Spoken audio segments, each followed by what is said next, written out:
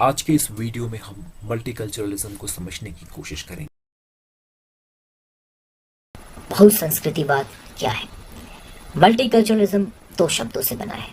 पहला शब्द है मल्टी, जिसका मतलब है मैनी, बहुत, एक से अधिक। मल्टीकल्चरलिज्म में जो दूसरा शब्द है वो है कल्चर।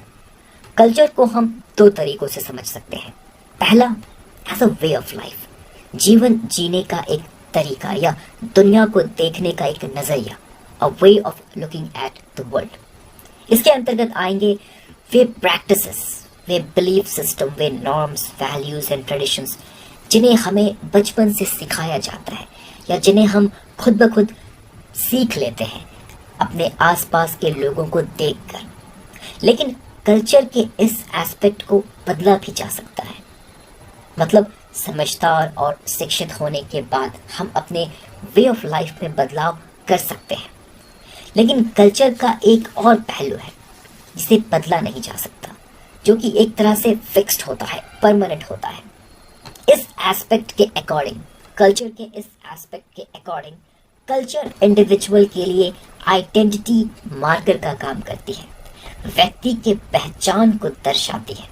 और ऐसा तब होता है, कल्चर एक आइडेंटिटी मार्कर का काम तब करता है जब हम कल्चर को रेस, एथनिसिटी, नेशनैलिटी, रिलीजन और लैंग्वेज से जोड़ देते हैं। ओके, तो कल्चर को समझने के लिए, मल्टीकल्चरलिज्म को समझने के लिए हमें इन टर्म्स के मीनिंग को पहले समझना होगा। और सबसे इंपॉर्टेंट है रेस और एथनिसिटी के बीच के डिफरेंस को समझना। रेस का संबंध एक इंडिविजुअल के फिजिकल फीचर से है, उसके मॉर्फोलॉजिकल फीचर से है, जैसे स्किन कलर, ब्लैक या वाइट, शेप ऑफ नोज का शेप फ्लैट हो सकता है, स्ट्रेट हो सकता है, या हाइट। ये फिजिकल फीचर इंडिविजुअल के डीएनए, उसके जीन्स के ऊपर डिपेंड करते हैं। तो रेस के पीछे कारण क्या है? Genetic, biological. और रेस इंपॉर्टेंट तब बन जाता है एक इंडिविजुअल के लिए जब इसे कल्चर के साथ जोड़ दिया जाता है। ओके, ये था रेस। एथनिसिटी और रेस ये दोनों एक दूसरे से अलग अलग हैं। एथनिसिटी को समझने के लिए हमें सबसे पहले ये जानना होगा कि एक एथनिक ग्रुप किसे कहा जाता है। एथनिक ग्रुप लोगों का एक ऐसा समूह जिसके मेंबर्स, जिसके सदस्य एक दूसरे से रिलेटेड हो। कैसे रिलेटेड हो? By blood relation. और इसका मतलब क्या है कि इनके एंसेस्टर एक होने चाहिए। इन लोगों का एक कॉमन एंसेस्टर होगा। ये सभी लोग अपने ओरिजिन को, अपने रूट को एक कॉमन एंसेस्टर से जोड़ पाएंगे। और जब ये लोग, दैट मीन्स लोगों का ये समूह, जब एक निश्चित भूभाग, एक डेफिनेट टेरिटरी, एक फिक्स्ड जियोग्राफिकल लोकेशन में रहने लगे, ओके, तब जाकर ये एथनिक ग्रुप बनाएंगे। तो एथनिसिटी से दो बातें जुड़ी हुई हैं, दो बातें आपको याद रखना है। ब्लड रिलेशन, एक कॉमन एंसेस्टर का होना, और एक फिक्स्ड जियोग्राफिकल लोकेशन का होना जहां पर ये लोग रहेंगे, एक जियोग्राफिकल लोकेशन जिसे ये शेयर करेंगे। ओके, इसे कहते हैं एथनिसिटी। नेशनैलिटी का मतलब है आप किस कंट्री से बिलोंग करते हैं, रिलीजन आपका धर्म क्या है, और लैंग्वेज आपकी भाषा क्या है। ये जितने भी आइडेंटिटीज हैं ये सभी ग्रुप आइडेंटिटीज हैं। एक इंडिविजुअल इन आइडेंटिटीज को कई लोगों के साथ शेयर करता है। ओके, एक महत्वपूर्ण बात यहाँ आपको समझना है कि ये आइडेंटिटीज अनचूजन होती हैं। हम खुद ये डिसाइड नहीं करते कि हमारा जन्म किस रेस में होगा या किस एथनिसिटी में होगा। ये एक्सीडेंट ऑफ बर्थ के ऊपर बेस्ड होती है। हमारा जन्म किसी भी रेस, किसी भी एथनिसिटी में हो सकता है। ओके, लेकिन एक एक्सेप्शन है। कुछ लोग जिनके पेरेंट्स मल्टी एथनिक होते हैं, वे अपने लिए डिसाइड कर सकते हैं कि वे अपने फादर या अपने मदर की एथनिसिटी को बिलोंग करेंगे। लेकिन इन जनरल आइडेंटिटीज अनचूजन होती है। इंडिविजुअल एक ग्रुप से बिलोंग करता है। ओके, मल्टीकल्चरलिज्म का संबंध इसी कल्चरल डाइवर्सिटी से है। और कल्चरल डाइवर्सिटी का मतलब diversity of belief system, diversity of practice. अलग अलग कल्चरल ग्रुप के अलग अलग प्रैक्टिसेस होंगे, अलग अलग बिलीफ सिस्टम होंगे। कल्चरल डाइवर्सिटी का मतलब एथनिक डाइवर्सिटी से भी है, racial diversity, religious diversity, linguistic diversity. Okay, ethnic diversity को थोड़ा हम एक्सपैंड करते हैं। एथनिक डाइवर्सिटी मेनली दो तरह की होती है। पहला नेशनल माइनॉरिटीज, दूसरा इमिग्रेंट्स। नेशनल माइनॉरिटीज ऐसे एथनिक ग्रुप्स को कहा जाता है जो कि मूल रूप से मतलब ओरिजिनली एक कंट्री में ही पाए जाते हैं। ओके, इन्हें हम एबओरिजिनल्स कह सकते हैं, इंडिजिनस पीपल कह सकते हैं, हिंदी में इन्हें मूल निवासी कहा जाता है या आदिवासी कहा जाता है। इमिग्रेंट्स वैसे एथनिक ग्रुप्स जो अपने ओरिजिनल टेरिटरी, अपने ओरिजिनल कंट्री को छोड़कर दूसरे कंट्री में माइग्रेट करते हैं। इमिग्रेंट्स दो तरह के होते हैं। एक वॉलंटरी इमिग्रेंट्स जो स्वेच्छा से, अपने इच्छा से खुद डिसाइड करके अपने कंट्री को छोड़कर दूसरे कंट्री में माइग्रेट करते हैं बेटर अपॉर्चुनिटीज के सर्च में। ओके, दूसरा होता है इनवॉलंटरी इमिग्रेंट्स। ये अपने कंट्री को छोड़ते हैं, ये अपने कंट्री को छोड़कर माइग्रेट करते हैं। इसके पीछे कारण क्या होता है? Terrorism, civil war. ये अपने कंट्री को छोड़ने के लिए मजबूर होते हैं। जैसे फॉर एग्जांपल सीरिया की अगर हम बात करें तो वहाँ एक सिविल वॉर चल रहा है और सीरिया के लोग अपने कंट्री को छोड़कर यूरोप के डिफरेंट कंट्रीज की तरफ माइग्रेट कर रहे हैं। इन इनवॉलंटरी इमिग्रेंट्स को रेफ्यूजीज कहा जाता है। ओके, तो मल्टीकल्चरलिज्म का संबंध इन सारे कल्चरल डाइवर्सिटी से है, चाहे वो बिलीफ सिस्टम का डाइवर्सिटी हो या कल्चरल प्रैक्टिसेस का डाइवर्सिटी हो या एथनिक रेशियल डाइवर्सिटी हो या फिर इमिग्रेंट्स का इशू हो, रेफ्यूजीज का इशू हो। मल्टीकल्चरलिज्म इस बात के ऊपर फोकस्ड है कि इन कल्चरल डाइवर्सिटीज के प्रति हमारा रिस्पॉन्स क्या होना चाहिए, एक सोसाइटी का, एक गवर्नमेंट का रिस्पॉन्स क्या होना चाहिए। हम इन कल्चरल डाइवर्सिटीज को मैनेज कैसे कर सकते हैं, कैसे हम इन डाइवर्सिटीज के साथ रह सकते हैं। ओके, इन बातों के ऊपर मल्टीकल्चरलिज्म फोकस्ड है। ओके, तो इन सांस्कृतिक विभिन्नताओं के प्रति टुवर्ड्स दीज कल्चरल डाइवर्सिटीज हमारा रिस्पॉन्स क्या होना चाहिए? हमारा पहला रिस्पॉन्स हो सकता है, एक तरीका हो सकता है इन कल्चरल डाइवर्सिटीज को मैनेज करने का, डील करने का, कि हम कल्चरल डिफरेंसेस को इग्नोर करते हुए irrespective of their cultural differences लोगों को इक्वली ट्रीट करें। ओके, लोगों को इक्वली ट्रीट किया जाए उनके कल्चरल डिफरेंसेस को इग्नोर करते हुए। इस अप्रोच को अपनाने का लॉजिक क्या होगा? नेशनल यूनिटी, सोशल यूनिटी, समाज को यूनाइटेड रखना। और समाज यूनाइटेड तब होगा जब समाज में रहने वाले लोगों के बीच कम से कम डिफरेंसेस होंगी।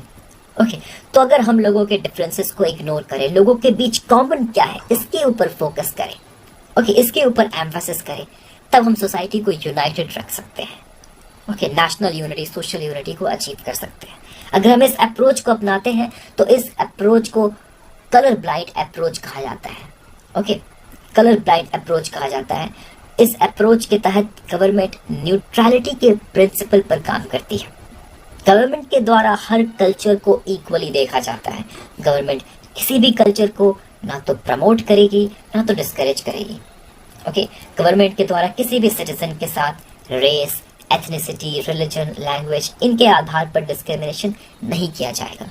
इन डिफरेंसेस को गवर्नमेंट जानबूझकर इग्नोर करने की कोशिश करेगी, क्योंकि गवर्नमेंट का काम क्या है? सोशल यूनिटी को अचीव करना, नेशनल यूनिटी को अचीव करना।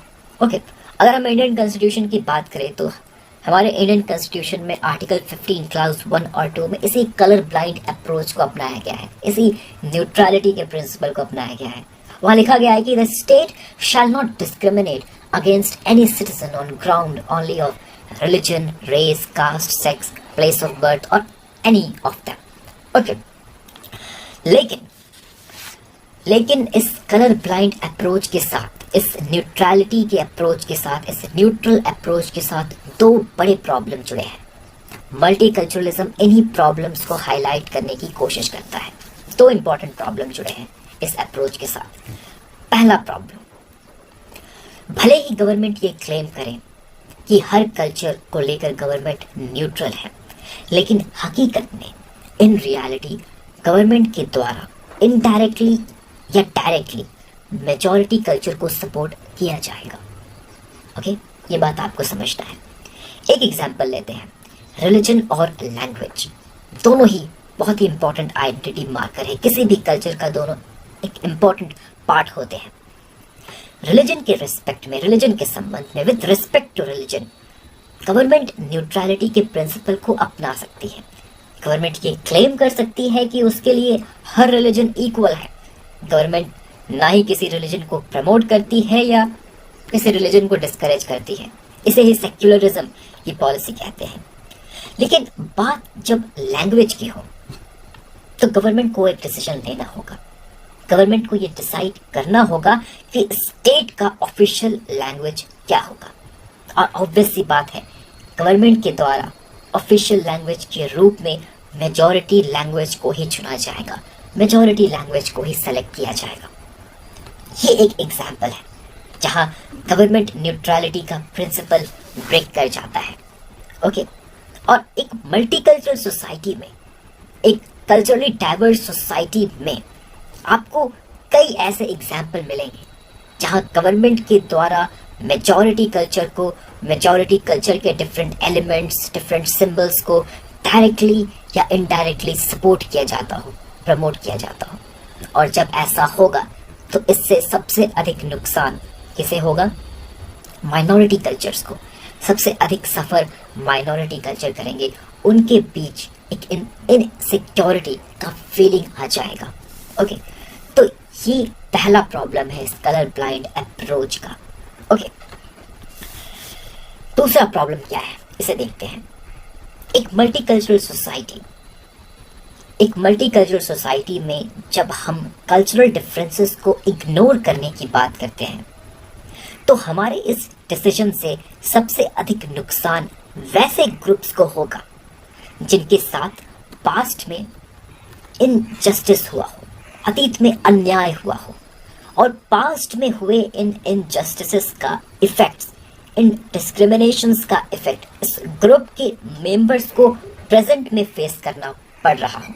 ओके, तो ये बात आपको समझना है कि जब एक मल्टीकल्चरल सोसाइटी में हम कल्चरल डिफरेंस को इग्नोर करने की बात करते हैं तो इस डिसीजन से सबसे अधिक नुकसान किसे होगा? वैसे ग्रुप को जिनके साथ पास्ट में कभी इनजस्टिस हुआ हो, अन्याय हुआ हो, और उन पास्ट इनजस्टिसेस का इफेक्ट, पास्ट डिस्क्रिमिनेशन का इफेक्ट इन ग्रुप के मेंबर को प्रेजेंट में फेस करना पड़ रहा हो। तो कलर ब्लाइंड अप्रोच अपनाने का मतलब है, न्यूट्रलिटी के प्रिंसिपल को अपनाने का मतलब है इन ग्रुप्स के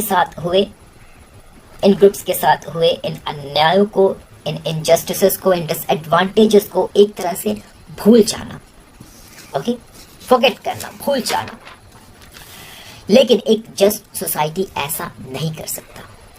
इन ग्रुप्स के साथ पास्ट में हुए इनजस्टिसेस को, डिसएडवांटेजेस को कंपनसेट करने की जरूरत है। हम इन्हें इग्नोर नहीं कर सकते, और ये कंपनसेशन सिर्फ गवर्नमेंट प्रोवाइड कर सकती है। और इस कंपनसेशन को प्रोवाइड करने के लिए गवर्नमेंट को इंडिविजुअल के ग्रुप को ध्यान में रखकर डिसीजंस लेना होगा, पॉलिसीज बनाने होंगे।